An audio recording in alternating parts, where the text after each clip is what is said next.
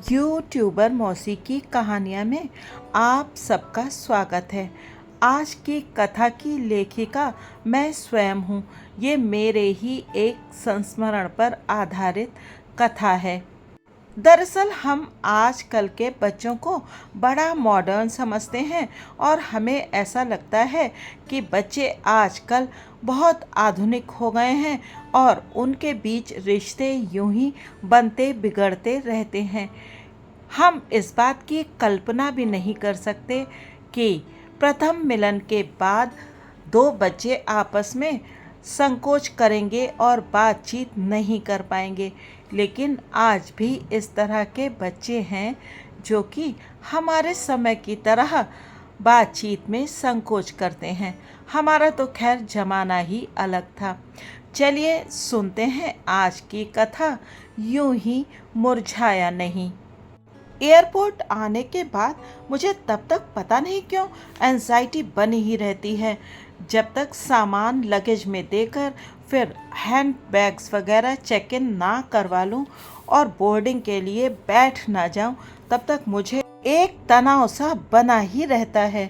हालांकि अब तो अनगिनत बार बेंगलोर, पूना, मुंबई, दिल्ली, लखनऊ फ्लाइट से ही आती जाती हूँ, पर पता नहीं क्यों हर बार एयरपोर्ट पर जाते ही एक अजीब सी बेचैनी घेर लेती है। ऐसा लगता है कि कहीं कुछ छूट ना जाए, कहीं कुछ हो ना जाए। खैर चेक इन के बाद जब मैं बोर्डिंग गेट के पास जाकर बैठ गई तो बेटे और बहू का चेहरा मेरी आंखों के आगे तैरने लगा। बस यहाँ से 10 मिनट की दूरी पर उनका फ्लैट है। पता नहीं पहुँचे होंगे कि नहीं। तब तक उनका फ़ोन आ गया। वो लोग ठीक ठाक घर पहुंच गए थे और आराम से खाना खा रहे थे। बहू ने मुझे बहुत सारे बिस्किट्स, दालमोट आदि पैक करके दे दी थी, पर मेरा कुछ खाने का मन ही नहीं होता। असल में मेरी फ़्लाइट का टाइम बड़ा ख़राब है। सुबह 4 बजे की फ़्लाइट है जो 6:30 बजे के लगभग लखनऊ पहुंचती है और फिर वहां से 2-2.5 घंटे कानपुर तक का सफ़र। और मेरा हड़बड़ी करके जल्दी से जल्दी एयरपोर्ट पहुंच जाने का स्वभाव कि कहीं फ़्लाइट छूट ना जाए। और जिन फ़्लाइट्स का टाइम ठीक है वो ले ओवर वाली होती हैं। उनमें बैठना तो मुझको बिल्कुल नापसंद है। बार बार एयरपोर्ट पर उतरकर इधर उधर घूमते फिरो। अभी तो बस 12 बजा है। अब लंबा इंतज़ार फ़्लाइट के आने का और मेरे उसमें बैठने का। अभी लखनऊ जाने वाले लोग आना शुरू नहीं हुए हैं। पता नहीं क्यों बाकी जगह जाने वाले और लखनऊ जाने वाले लोगों में अंतर समझ में आ ही जाता है। अभी अभी आसाम की फ़्लाइट गई है तो सारी कुर्सियां खाली हैं। मेरे पास पता नहीं क्यों सामान हमेशा ज़्यादा हो जाता है। हर बार सोचती हूँ कि अब की बार सामान कम ले चलूँगी, पर एक बैग तो मेरी बुक्स का ही हो जाता है। मैं सोच ही रही थी कि टाइम पास करने के लिए क्या पढूं, तब तक मेरे बगल वाली कुर्सी पर एक बड़ी प्यारी सी लड़की आकर बैठ गई।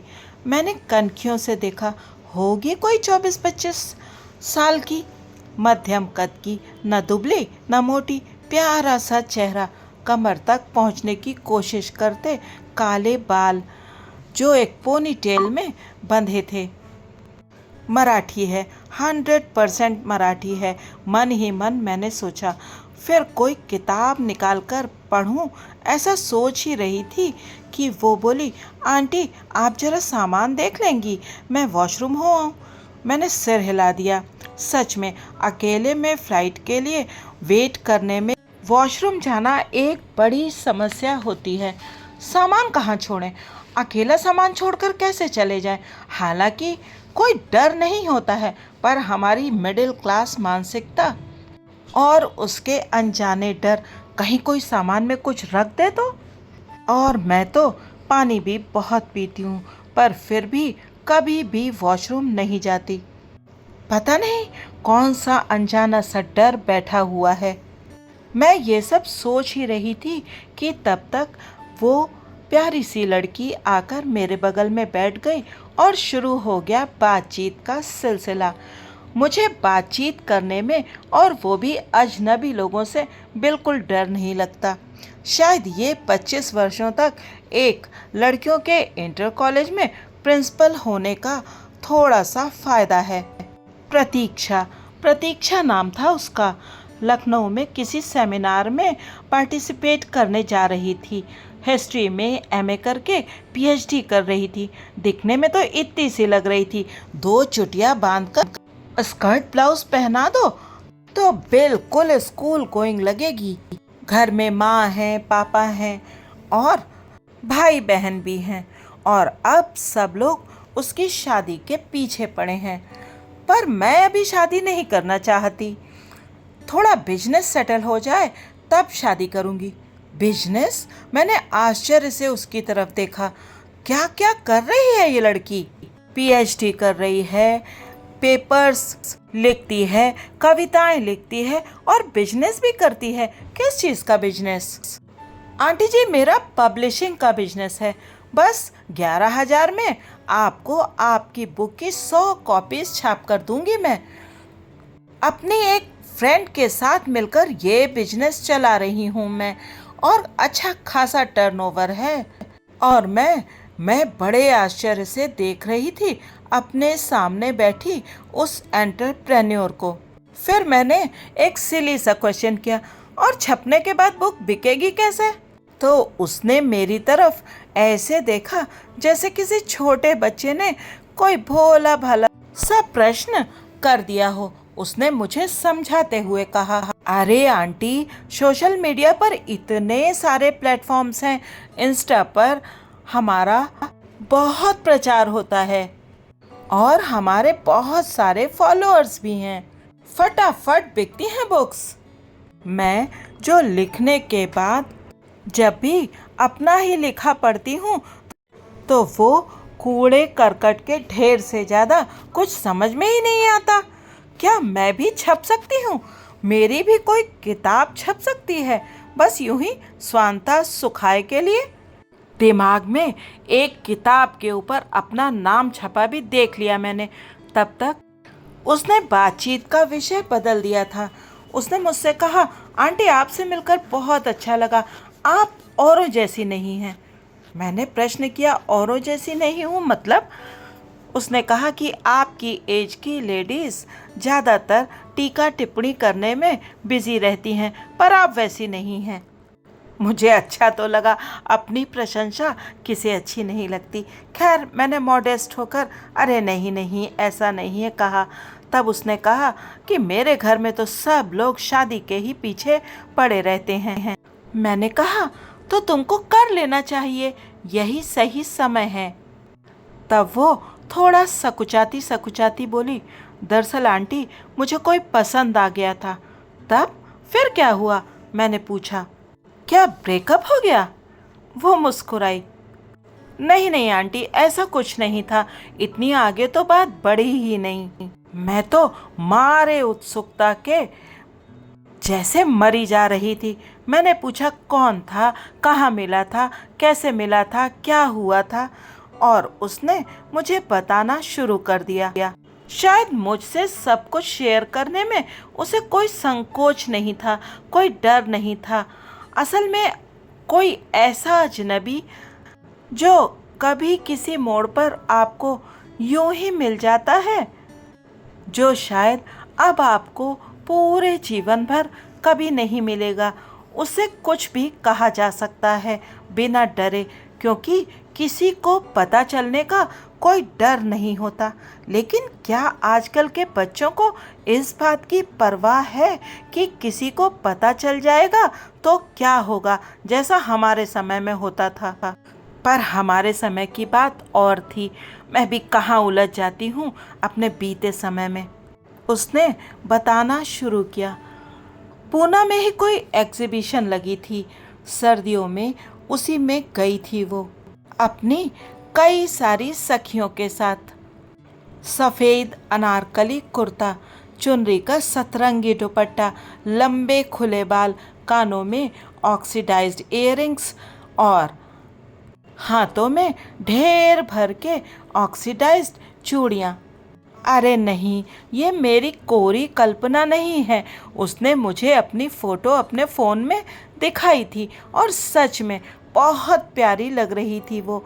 अभी तो वो जीन्स और टॉप पहने थी और बिल्कुल मेकअप नहीं करे थी, पर उस फ़ोटो में वो हल्की सी लिपस्टिक भी लगाई थी और एक छुटकी मुटकी सी बिंदिया भी। सच में ऐसी लग रही थी जैसे किसी पेंटिंग से निकलकर कोई कल्पना साकार हो गई हो। वो बोलती जा रही थी और मैं मंत्रमुग्ध सी उसे देख रही थी।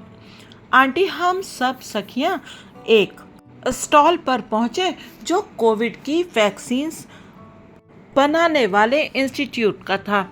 स्टॉल पर खड़े होकर मैं उन लोगों से सारे डिटेल्स समझ रही थी और क्वेश्चन पे क्वेश्चन कर रही थी। मुझे बड़ा इंटरेस्ट है इन सब बातों को जानने समझने का। फिर मुझे कुछ अजीब सा महसूस हुआ। ऐसा लगा जैसे पीठ पर दो आंखें उगाई हों।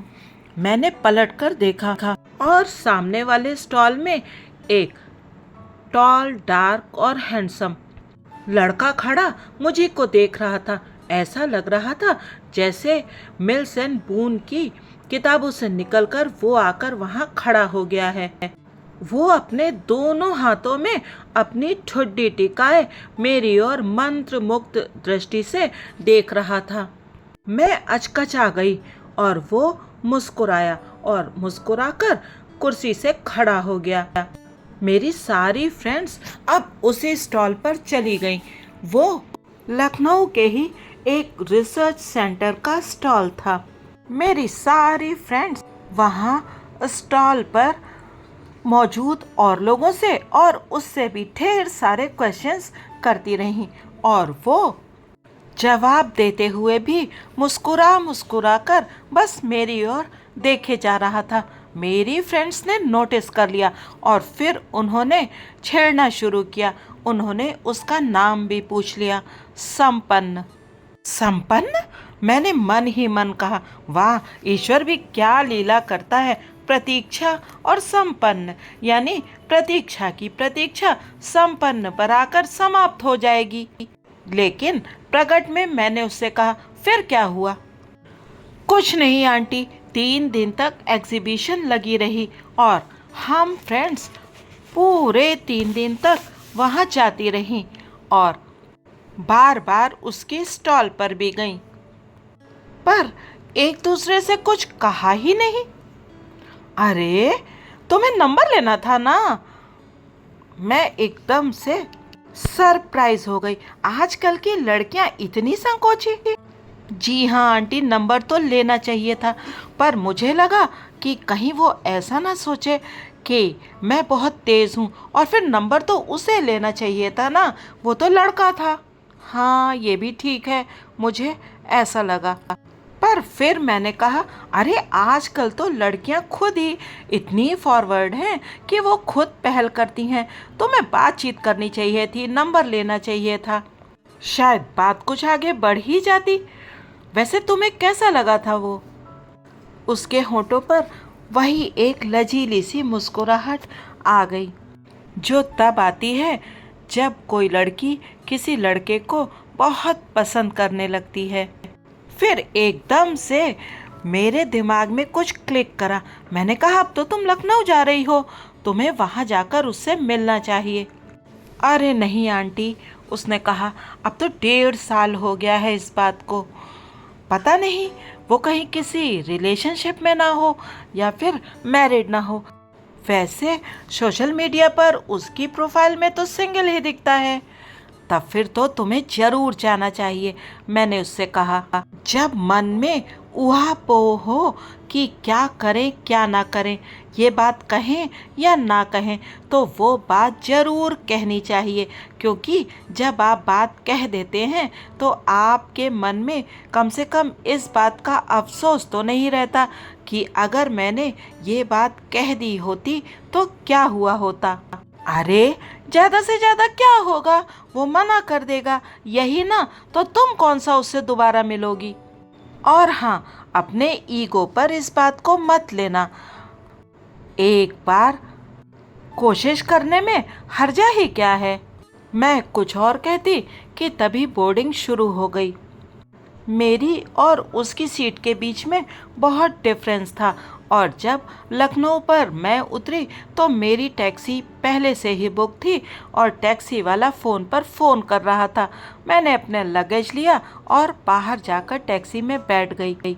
हाँ, मैंने प्रतीक्षा का नंबर ले लिया था और उसको भी अपना नंबर दे दिया था। घर आकर मैं फिर से बहुत व्यस्त हो गई। इतने दिनों का बंद पड़ा घर, मिलने जुलने वाले लोग, मैं प्रतीक्षा और संपन्न को लगभग भूल सी ही गई थी। आज मुझे वापस लौटे लगभग 10 दिन हो गए थे और आज ही प्रतीक्षा का फोन आया था। क्या हुआ होगा?